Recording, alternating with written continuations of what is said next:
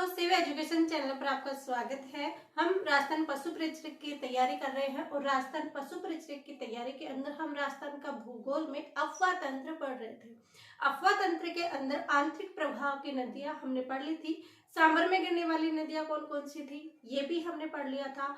और अरब सागर में कौन कौन सी नदियां गिरती है इसके अंदर हमने माही नदी पढ़ लिया था, साबरमती नदी ने पढ़ लिया था और लूणी नदी का जो चित्र बन के समझाने का है वो हमने समझ लिया था। और उस पे कौन सा बांध है, जसवंतपुरा पिचायक बांध है, उसके बहाव के जिले कौन कौन से हैं, जोधपुर, पाली, अजमेर, ब्यावर, बाड़मेर, बालोतरा, सांचौर, इनका बहाव क्षेत्र है लूणी नदी का।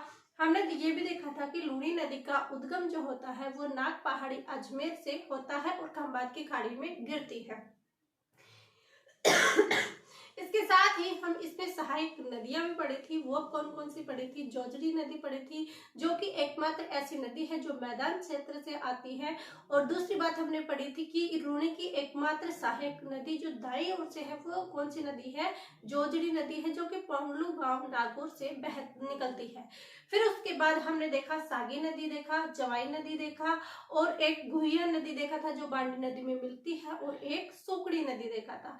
ये नदियां हमने चित्र में देख के पढ़ लिया था। उसके बाद आज हमें पढ़ना था कि इनकी सहायक नदियां कहाँ से निकलती है, लूणी नदी के अंदर किस स्थान पर इनका विलय होता है। और इसके साथ ही हम आज के क्लास में देखेंगे कि इन जो सहायक नदियां हैं इन पर कौन से बांध स्थित है। ये चीजें हम पूरी डिटेल के साथ आज की क्लास में देखने वाले हैं। इसके साथ ही देखेंगे कि लूणी नदी है इसके किनारे कौन सा महत्वपूर्ण स्थान है, कौन सा मेला लगता है, ये चीजें भी हम आज की क्लास में पूरा डिटेल से देखने वाले हैं। तो आज हम देखते हैं लूणी की सहायक नदियां। क्या देखेंगे? लूणी नदी की सहायक नदियां। सहायक नदियां। अब लूणी नदी की सहायक नदियों के अंदर हमने कौन कौन सी नदी पढ़ी थी कल? तो कल पढ़ा था एक तो कौन सी नदी निकली थी? जोजड़ी नदी। कौन सी नदी? जोजड़ी नदी निकली थी। और कौन सी नदी थी? एक जवाई नदी थी। क्या थी? एक जवाई नदी थी। और कौन सी नदी थी? और थी सूकड़ी नदी। कौन सी नदी थी? सूकड़ी नदी। और कौन सी नदी थी? सागी नदी।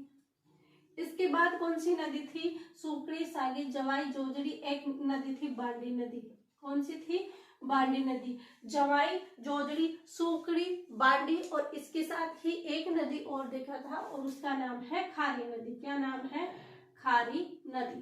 तो जोजड़ी, जवाई, सूकड़ी, सागी और खारी नदी क्या है? इस लूणी नदी की सहायक नदियां है। तो इसके अंदर हम पूरा डिटेल से देखने के लिए सबसे पहले हम लेते हैं जोजड़ी नदी। कौन सी नदी लेते हैं? जोजड़ी नदी लेते हैं। अब सबसे पहले यही नाम आता है कि जोजड़ी नदी का उद्गम कहाँ से होता है, क्योंकि नदी के अंदर इम्पोर्टेंट यही चीजें हैं कि इसका उद्गम कहाँ से होता है, इसका विलय कहाँ से होता है, कौन से जिले में बहती है और कौन से बांध स्थित है। ये 4 क्वेश्चन ही नदी में से आते हैं। तो हमने क्या देखा? जोजड़ी नदी, इसका उद्गम कहाँ से होता है? तो इसका उद्गम होता है पोंडलू, कई जगह पोंडलू भी आ जाता है। तो पोंडलू गांव नागौर से क्या होता है? इस नदी का उद्गम होता है। कौन सी नदी का? जोजड़ी नदी का। तो इसका उद्गम कहाँ पे होगा? पोंडलू या पोंडलू भी आ जाता है, पोंडलू गांव नागौर। नागौर से क्या होता है? इस नदी का उद्गम होता है। किस नदी का उद्गम होता है? जोजड़ी नदी का, जो कि किसकी सहायक नदी है? लूणी की सहायक नदी है। अब हम देखते हैं इसका उद्गम देख लिया। इसके बाद हम देखते हैं कि इस नदी का विलय कहाँ होगा। तो इसका विलय किस में होगा? लूणी नदी में होगा। लेकिन लूणी नदी में भी कहाँ पर जाकर इसका विलय होगा? तो लूणी नदी में जोधपुर, कहाँ पर? जोधपुर में इसका विलय होगा। तो कहाँ पर होगा? जोधपुर। जोधपुर के पास लूणी नदी में विलय। लूणी नदी में विलय किस में होगा? लूणी नदी में इसका क्या होगा? विलय होगा। अब क्या देखा था? मैंने आपको कहा था कि लूणी की एकमात्र सहायक नदी है जो दाईं ओर से मिलती है। तो ये भी हम यहाँ पर नोट कर लेंगे कि एकमात्र सहायक नदी एकमात्र सहायक नदी जो दाईं ओर से मिलती है, दाईं ओर से मिलती है। किस ओर से मिलती है? दाईं ओर से मिलती है। और एकमात्र कौन सी सहायक नदी है? जोजड़ी नदी है, जो दाईं ओर से मिलती है। हमने कल चित्र बनाया था, उसमें भी देखा था कि ऐसी नदी बनाई थी, उसमें एक ये नदी थी जो हमने दाईं ओर से मिलाई थी, बाकी सब हमने बाईं ओर से मिलाया था। तो ये चीजें हम देखते हैं। और इसका उद्गम कहाँ से होता है? पोर्लो गांव से इसका उद्गम होता है। और क्या देखता है इसमें? एक चीज और देखनी है कि समस्त जो नदियां हैं जो हम बाईं ओर से पढ़ेंगे वो कहाँ से होती है, उसका क्या नाम है, वो अरावली से निकलती है या अरावली की पहाड़ियों से निकलती है, बल्कि जो ये है नदी वो मैदानी क्षेत्र से निकलती है। तो हम ये कह सकते हैं कि लूनी की एकमात्र सहायक नदी जिसका उद्गम मैदान से होता है। किससे होता है? मैदान भाग से होता है। तो क्या कहेंगे? लूनी की एकमात्र सहायक नदी जिसका उद्गम मैदानी भाग से होता है। किससे होता है? मैदानी भाग से होता है, मैदानी भाग से होता है। तो ये दो लाइनों में से क्वेश्चन ज्यादा बैठते हैं कि दाईं ओर से, ये एग्जाम में पूछा भी जा चुका है कि लूनी की एकमात्र ऐसी सहायक नदी बताइए जो दाईं ओर से मिलती है, तो वो कौन सी होगी? जोजड़ी। लूनी की एकमात्र सहायक नदी बताइए जो कि जिसका उद्गम मैदानी भाग से होता है, तो उसका भी सहायक नदी कौन सी होगी? जोजड़ी नदी। इसलिए जोजड़ी नदी इंपॉर्टेंट है। फिर नेक्स्ट हम देखते हैं कौन सी नदी, तो दूसरी देखते हैं बांडी नदी।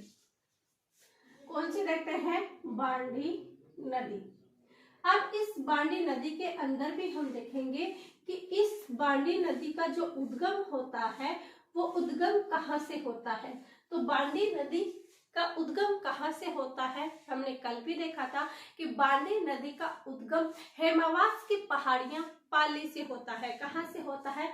हेमावास की पहाड़ी पाली। तो हम यहाँ लिख देंगे हेमावास पाली।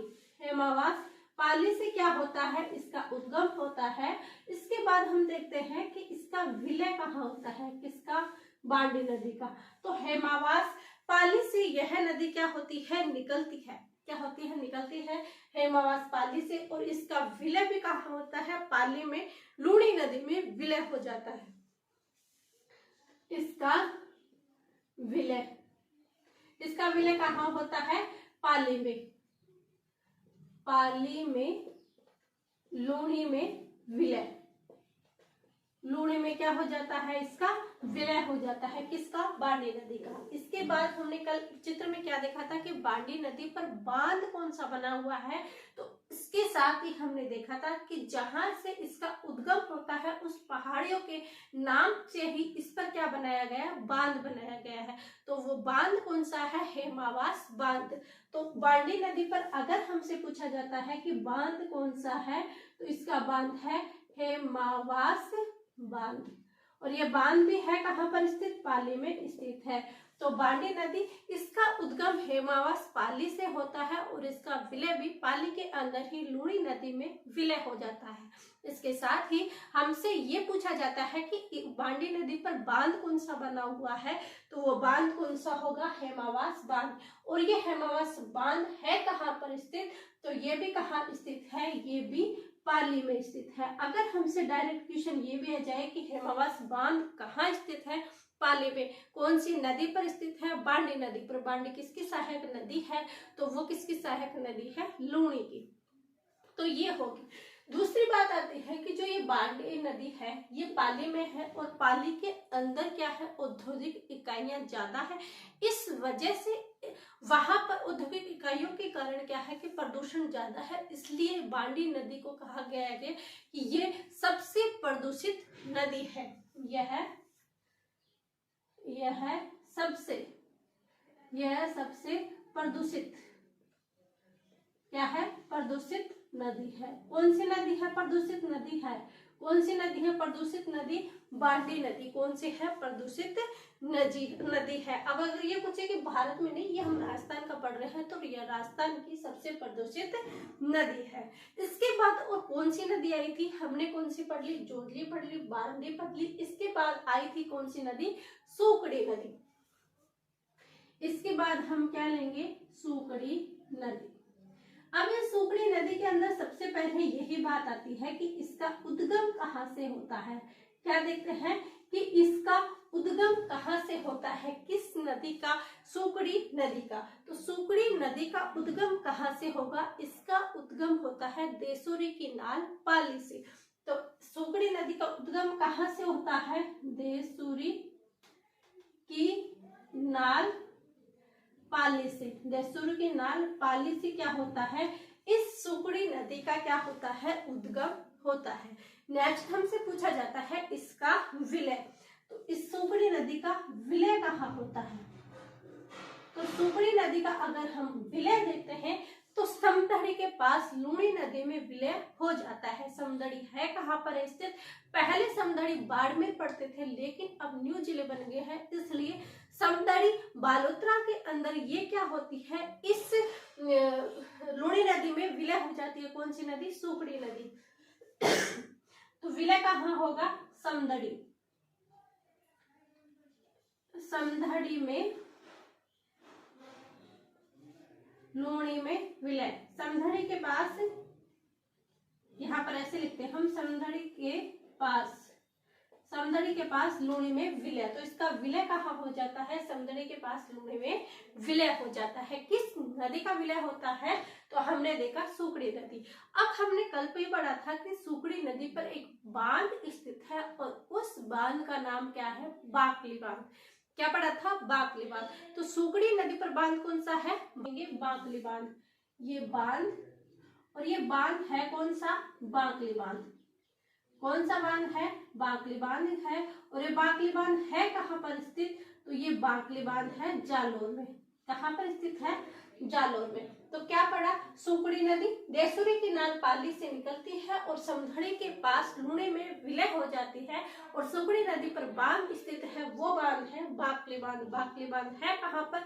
जालोर में। कौन सी नदी पर स्थित है? सुकड़ी नदी पर। सुकड़ी सहायक किसकी नदी है? लूणी की। तो एक बार रिवाइज करते हैं कि लूणी नदी की सहायक नदियां जोजड़ी हमने पढ़ ली, सुकड़ी पढ़ ली और बांडी पढ़ ली। जोजड़ी, जमाई, सुकड़ी, सागी, बांडी और खारी लूणी नदी की सहायक नदियां हैं। हमने पढ़ा है कि जोजड़ी नदी जिसका उद्गम पोंगलू गांव नागौर से होता है और उसका विलय जोधपुर के पास लूणी नदी में हो जाता है। जोजड़ी नदी के बारे में पढ़ा है कि एकमात्र सहायक नदी जो दाईं ओर से मिलती है और लूणी की एकमात्र सहायक नदी जिसका उद्गम मैदानी भाग से होता है। इसके आगे क्या पढ़ा कि बांडी नदी जिसका उद्गम हेमावास पाली से होता है और उसका विलय पाली के पास लूणी नदी में विलय हो जाता है। और क्या देखा कि बांडी नदी पर जो बांध है उस बांध का नाम हेमावास बांध पाली है और यह राज्य की सबसे प्रदूषित नदी है। इसके आगे क्या देखा? सुकड़ी नदी जिसका उद्गम देसूरी की नाल पाली से होता है और उसका विलय समदड़ी के पास लूणी में उसका विलय हो जाता है। और सुकड़ी पर जो बांध बना हुआ है वो बाकली बांध है और बाकली बांध है कहाँ पर? तो वो जालोर में स्थित है। ये हमने देखी लूणी की सहायक नदियां। बाकी और भी सहायक नदियां हैं वो हम नेक्स्ट स्लाइड में देखेंगे। इतने आप इसका स्क्रीनशॉट लीजिए।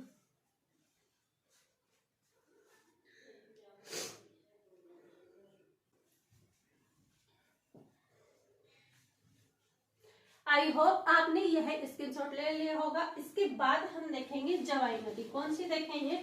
जवाई नदी। वो ही देखेंगे कि जवाई नदी का उद्गम कहाँ पे होता है और कहाँ पर इसका विलय होता है।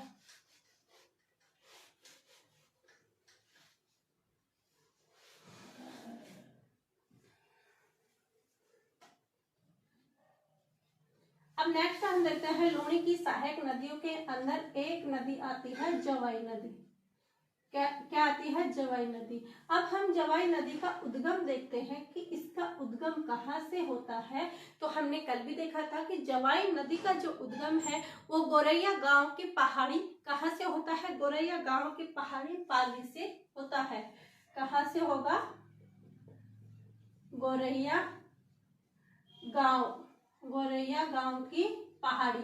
और ये है कहाँ पर स्थित, तो गोरैया गांव की पहाड़ी है कहाँ पर स्थित, पाली में। कहाँ पर स्थित है, पाली के अंदर जवाई नदी का उद्गम होता है। गोरैया गांव की पहाड़ी पाली के अंदर से होता है। अगर हमसे इसका अब पूछा जाएगा विलय, क्या देखेंगे हम कि इसका विलय कहाँ पर होता है, किस नदी का, जवाई नदी का विलय कहाँ होता है। तो इसका विलय कहाँ होता है, गुड़ामलानी के पास लूणी नदी में। इसका विलय कहाँ होता है, गुड़ामलानी। गुड़ामलानी है कहाँ पर स्थित, तो ये बाड़मेर में स्थित है। गुड़ामलानी बाड़मेर में, बाड़मेर के पास लूणी में विलय, लूणी में विलय, लूणी के अंदर विलय हो जाता है। तो हमने उद्गम पढ़ लिया, विलय पढ़ लिया। इसके बाद देखते हैं कि जवाई नदी पर बांध कौन सा स्थित है। तो इसी नाम पर बांध स्थित है, उस बांध का नाम है जवाई बांध। तो जवाई नदी पर बांध कौन सा है, जवाई बांध। तो यहाँ पर हम बांध देखते हैं कि ये बांध कौन सा है, तो ये बांध है जवाई बांध। अगर ये हमसे पूछा जाता है कि जवाई बांध है कहाँ पर स्थित, तो जवाई बांध है सुमेरपुर पाली के अंदर। सुमेरपुर पाली के अंदर क्या है, जवाई नदी, जवाई बांध स्थित है, जो कि जवाई नदी पर बना हुआ है। जवाई नदी किसकी सहायक नदी है, लूणी की सहायक नदी है। जवाई नदी का उद्गम कहाँ से होता है, तो गोरैया गांव की पहाड़ी पाली से इसका उद्गम होता है, जिसका विलय गुड़ामलानी बाड़मेर में क्या होता है, लूणी में विलय हो जाता है। ये हमारी कौन सी नदी थी, जवाई नदी थी। इसके बाद एक नदी और बचती है हमारी, और उसका नाम है सागी नदी। कौन सी नदी, सागी नदी। अब यही बात कि सागी नदी का उद्गम कहाँ से होता है, तो इसका उद्गम कहाँ से होगा, जसवंतपुरा के पहाड़ी, जसवंतपुरा की पहाड़ी। जसवंतपुरा की पहाड़ी से किस नदी का उद्गम होता है, तो इसका उद्गम क्या आ जाएगा, सागी, जसवंतपुरा के पहाड़ी से सागी नदी का उद्गम होता है। जसवंतपुरा की पहाड़ियां हैं कहाँ पर स्थित, तो ये है जालौर में। कहाँ पर, जालौर में। और ये किसकी सहायक है, लूणी में है। इसका विलय हमें याद रखने की आवश्यकता नहीं है, क्योंकि सागी बड़ी नदी, सहायक बड़ी नदी नहीं है, छोटी ही नदी है। तो ये जसवंतपुरा की पहाड़ी में क्या हो जाता है, विलय हो जाता है। इसके बाद और क्या लूणी नदी के अंदर इंपोर्टेंट पॉइंट है जो हमें याद रखने की आवश्यकता है। लूणी नदी का उद्गम हमने पढ़ा कि नाग पहाड़ी अजमेर से होता है, लेकिन नाग पहाड़ी अजमेर से लेकर बालोतरा तक इसका पानी मीठा होता है, लेकिन बालोतरा के बाद लूणी नदी का पानी खारा हो जाता है। क्या, खारा हो जाता है। तो ये हम देखेंगे कि जहां तक नदी का पानी मीठा होता है, कहाँ तक, बालोतरा तक। तो लिखेंगे बालोतरा